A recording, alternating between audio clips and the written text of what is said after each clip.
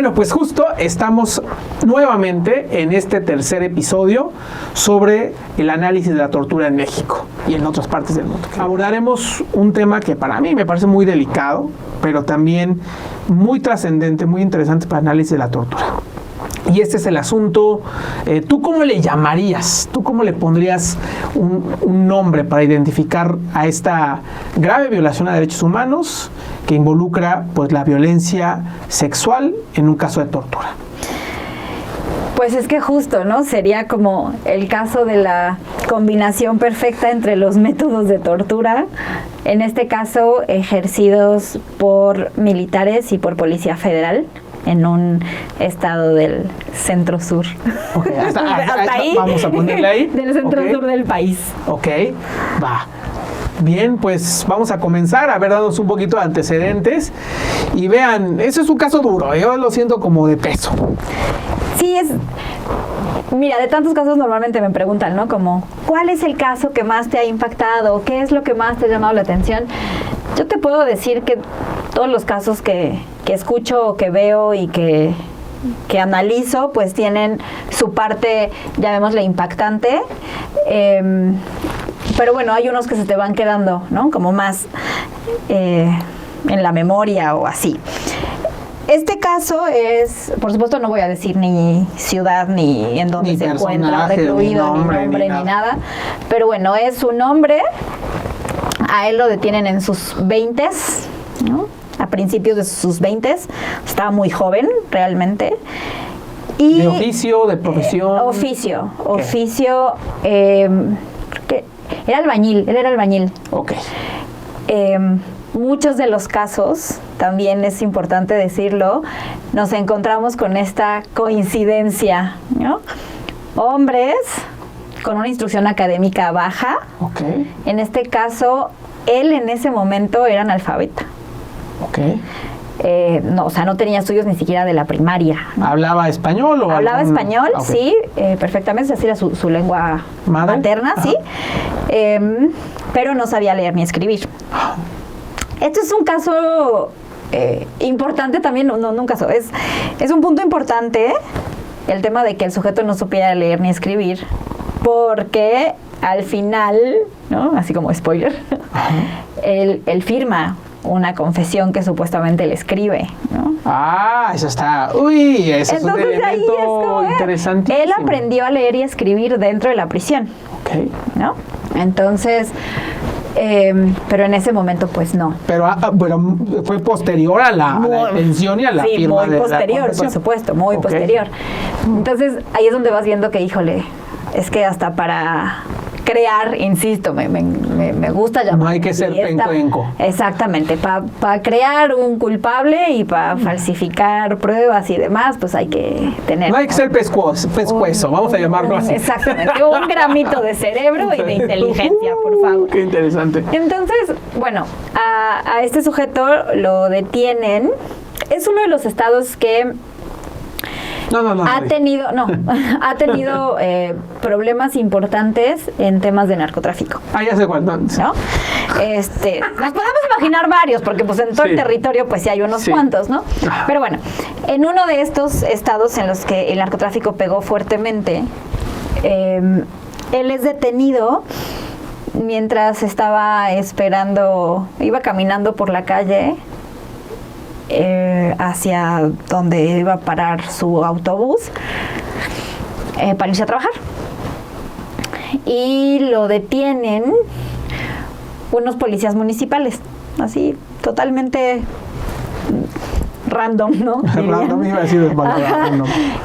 Lo detienen, le dicen, no, pues obviamente con palabras ya nos imaginan, o sea, tu hijo de tu tal por cual, no sé qué. A ver, doble caballero y ciudadano, súbase, por favor. Subir a la patrulla, claro. ¿no? Y pues a bola de jaloneos, trancazos y demás, lo suben a la patrulla. Estando en ese estado, él obviamente se asusta un montón y dice, pues me están secuestrando, claro, ¿no?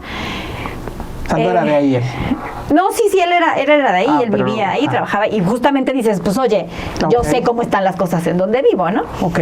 Entonces, bueno, lo detienen ahí va recibiendo golpes, amenazas, insultos, preguntas. Esta es otra cosa también muy común, ¿no? Hostigamiento con preguntas. ¿Y de dónde está fulanito? ¿Dónde está la casa? ¿Dónde está tu patrón? Etcétera, etcétera, ¿no? Y pues él totalmente desconcertado, ¿no? Ahí empieza este primer momento, ¿no? Sufrimiento psíquico. Miedo impresionante. O sea, ¿qué está pasando? ¿Qué me van a hacer? ¿Me van a matar? ¿Me van a qué?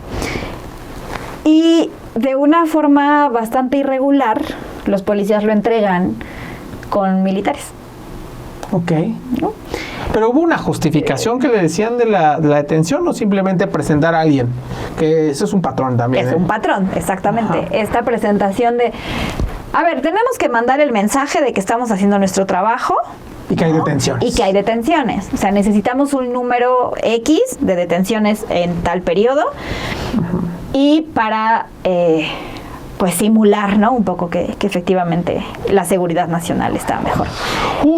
Entonces, te digo, de una forma muy irregular es entregado con militares.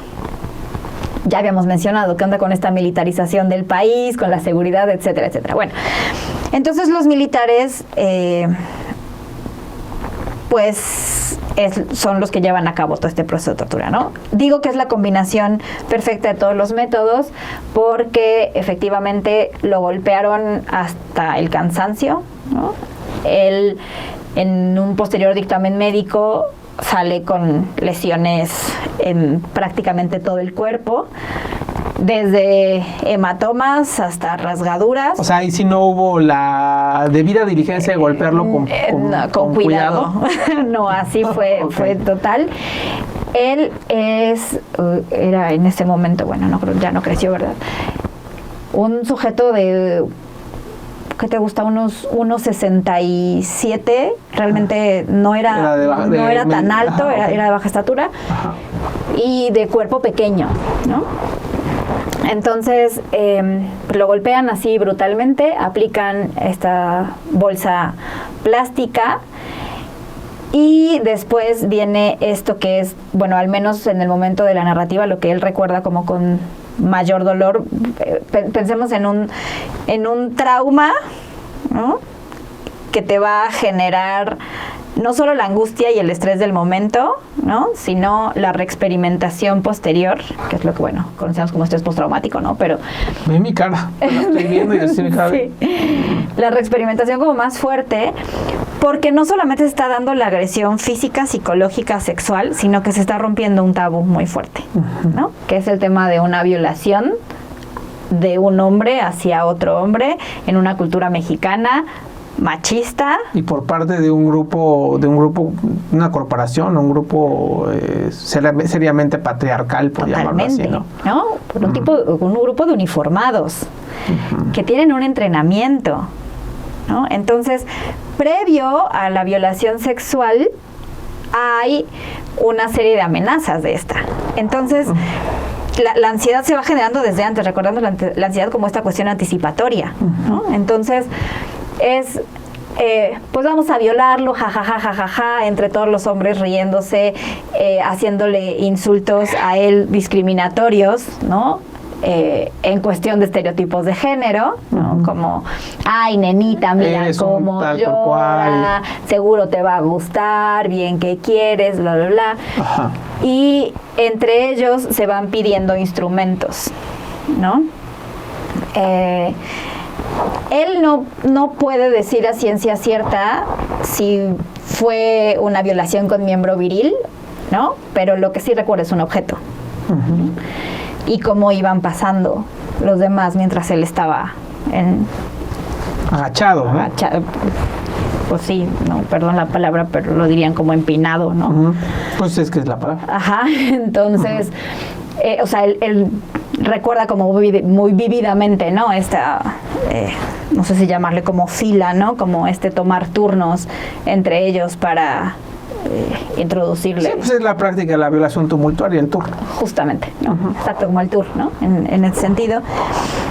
Y posteriormente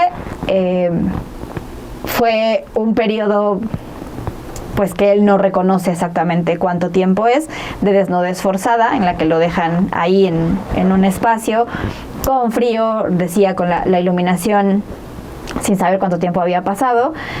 Seguían burlas, comenzaron amenazas y bueno, finalmente él ya después lo lavan, bueno, lo obligan a que se lave porque pues, estaba ensangrentado y demás, y lo presentan ante el Ministerio Público, que no notó nada, ¿no? Con todas las lesiones, inclusive yo creo que sin poderse sentar, todo angustiado, golpeado, ¿qué no notó nada, nadie notó nada, era una declaración fluida en la que él se autoincrimina y se dice pertenecer a un gran cártel que estaba en esos entonces como uno de los más fuertes, ¿no? en México.